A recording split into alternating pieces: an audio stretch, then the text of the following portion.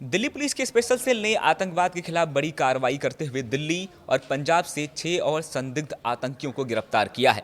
ये आरोपी पाकिस्तान में बैठे अपने आकाओं के इशारे पर दिल्ली को दहलाने की साजिश रच रहे थे, लेकिन पुलिस ने ऐन वक्त पर इनकी साजिश का पर्दाफाश करते हुए देश में होने वाले एक और संभावित आतंकी हमले को होने से पहले ही विफल कर दिया। आखिर ये पूरा नेटवर्क क्या था, इनकी साजिश कितनी बड़ी थी और जांच एजेंसियों के हाथ अब तक क्या क्या सबूत लगे हैं, पूरी खबर बताते हैं। नमस्कार, मेरा नाम अमन है और आप देख रहे हैं न्यूज़ 18। दिल्ली को दहलाने की साजिश, पाकिस्तान से बैठकर बुना जा रहा था नेटवर्क और निशाने पर थे पुलिस प्रतिष्ठान। लेकिन इससे पहले ही आतंक का ये प्लान जमीन पर उतरता, दिल्ली पुलिस की स्पेशल सेल ने बड़ी कार्रवाई करते हुए पाकिस्तान स्थित गैंगस्टर और आईएसआई हैंडलर शहजाद भट्टी से जुड़े 2 अलग अलग मॉड्यूल का पर्दाफाश कर दिया। इस कार्रवाई में कुछ 6 लोगों को गिरफ्तार किया गया है, जबकि जांच एजेंसियों के मुताबिक ये आरोपी 2 अलग अलग नेटवर्क के जरिए काम कर रहे थे। पहला मॉड्यूल कथित तौर पर आतंकवादी गतिविधियों को अंजाम देने की तैयारी कर रहा था, जबकि दूसरा मॉड्यूल अवैध हथियारों की तस्करी के जरिए इस नेटवर्क को मजबूत कर रहा था। सबसे पहले बात करते हैं पहले मॉड्यूल की। स्पेशल सेल के अनुसार इस मॉड्यूल में शामिल दानिश और सलमान दिल्ली में पेट्रोल बम से हमला करने की कथित तैयारी कर रहे थे। दोनों उत्तर प्रदेश के खतौली के रहने वाले हैं और जांच एजेंसियों का दावा है कि वे शहजाद भट्टी के सहयोगी हुनैन राणा के संपर्क में थे। पुलिस जांच में यह भी सामने आया है कि कथित योजना केवल हमला करने तक सीमित नहीं थी, बल्कि आरोप है कि हमले के बाद उसका वीडियो बनाकर पाकिस्तान भेजा जाना था, ताकि उसका इस्तेमाल प्रचार और दहशत फैलाने के लिए किया जा सके। स्पेशल सेल ने दोनों आरोपियों को दिल्ली के विजय घाट इलाके से गिरफ्तार किया है। पुलिस के अनुसार इनके कब्जे से 3 पेट्रोल बम, रेकी से जुड़े वीडियो, संदिग्ध चैट, एक मॉडिफाइड बाइक और अन्य आपत्तिजनक सामग्री बरामद हुई है। जांच अधिकारियों का कहना है कि यदि समय रहते कार्रवाई नहीं होती तो राजधानी में किसी बड़े हमले की आशंका से इनकार नहीं किया जा सकता। हालांकि संभावित निशाने को लेकर पुलिस ने सुरक्षा कारणों से फिलहाल कोई विस्तृत जानकारी साझा नहीं की है। अब बात करते हैं दूसरे मॉड्यूल की। इस मॉड्यूल में तैयब, फजल अली, जुबैर और मलकित सिंह को गिरफ्तार किया गया है।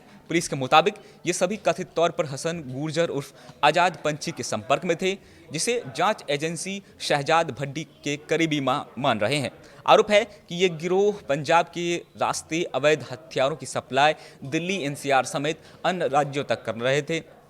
पुलिस का दावा है कि इस मॉड्यूल के पास से 3 अत्याधुनिक पिस्टल बरामद हुई है, जिनमें 2 चाइनीज स्टार पिस्टल शामिल है। इसके अलावा बड़ी संख्या में कारतूस, मोबाइल फोन, संदिग्ध चैट और इस्तेमाल किए जा रहे वाहन भी जब्त किए गए हैं। जांच एजेंसियों के अनुसार आरोपी ने कुछ संभावित स्थानों की रेकी भी की थी, हालांकि सुरक्षा कारणों से उन स्थानों का खुलासा नहीं किया गया।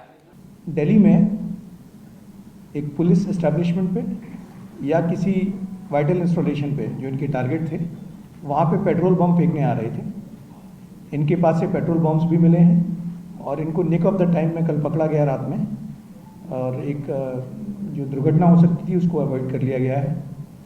ये डायरेक्टली टच में था एक हुनैन राणा, जो कि शहजाद भट्टी का एक एसोसिएट है।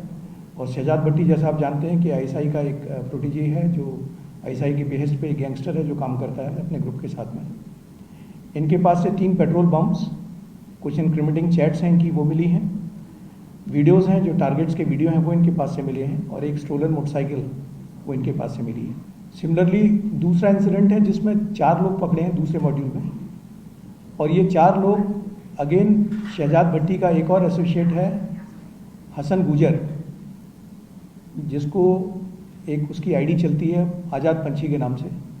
आपने इसका जिक्र पहले भी सुना होगा, जब ये नकली सिम कार्ड बेस्ड सीसीटीवी कैमरेज लगाए गए थे, उसमें भी इसका नाम आया था। ये वही हसन गुजर है जो सीसीटीवी वाले नेटवर्क में भी इसका नाम आया था। आज़ाद पंछी के नाम से ये एक आईडी चलाता है, और इसके टच में कई लोग थे जिनको ये वेपन्स देता था, और अगेन इन वेपन्स का इस्तेमाल एंटी नेशनल एक्टिविटीज़ में, टेररिस्ट एक्टिविटीज़ में होना था। वहीं सूत्रों के मुताबिक इस पूरे नेटवर्क का मकसद सिर्फ हथियारों की तस्करी नहीं था, बल्कि जरूरत पड़ने पर इन हथियारों का इस्तेमाल आतंकी और आपराधिक गतिविधियों में किया भी जाना था। पुलिस का कहना है कि सोशल मीडिया के जरिए युवाओं को इस नेटवर्क से जोड़ने की कोशिश की जा रही थी। कथित तौर पर आज़ाद पंछी के नाम की आईडी का इस्तेमाल कर युवाओं से संपर्क किया जाता था और उन्हें पैसे की लालच देकर नेटवर्क का हिस्सा बनाने की कोशिश की जाती थी। यानी ये नेटवर्क केवल हथियार पहुंचाने तक सीमित नहीं था, बल्कि नए लोगों की भर्ती कर अपने दायरे को लगातार बढ़ाने की कोशिश कर रहा था। अब सबसे बड़ा सवाल यह है कि क्या ये नेटवर्क केवल इन 6 गिरफ्तार आरोपियों तक सीमित था? इसका जवाब फिलहाल जांच एजेंसियां तलाश रही है। स्पेशल सेल गिरफ्तार आरोपियों से लगातार पूछताछ कर रही है।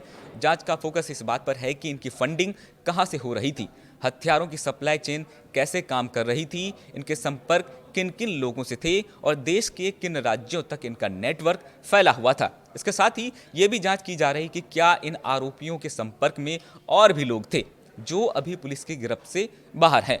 एजेंसियां mobile data, digital chat, banking transactions और सोशल मीडिया गतिविधियों की भी गहन जांच कर रही है। सुरक्षा एजेंसियों का मानना है कि इस तरह के नेटवर्क अक्सर कई छोटे छोटे मॉड्यूल में काम करते हैं ताकि किसी एक गिरफ्तारी के बाद पूरा नेटवर्क तुरंत उजागर ना हो। यही वजह है कि अब जांच को कई राज्यों तक विस्तार दिया जा रहा है। फिलहाल दिल्ली पुलिस की स्पेशल सेल इस पूरे मामले की परत दर परत जांच में जुटी हुई है। आने वाले दिनों में पूछताछ और डिजिटल फॉरेंसिक जांच के आधार पर और भी अहम खुलासे होने की संभावना है। खैर, इस पूरी खबर पर आपकी क्या राय है, हमें कमेंट में जरूर बताएं। फिलहाल के लिए इतना ही। इस मामले से जुड़ी हर बड़ी विश्वसनीय अपडेट के लिए जुड़े रहिए न्यूज़ 18 के साथ। नमस्कार।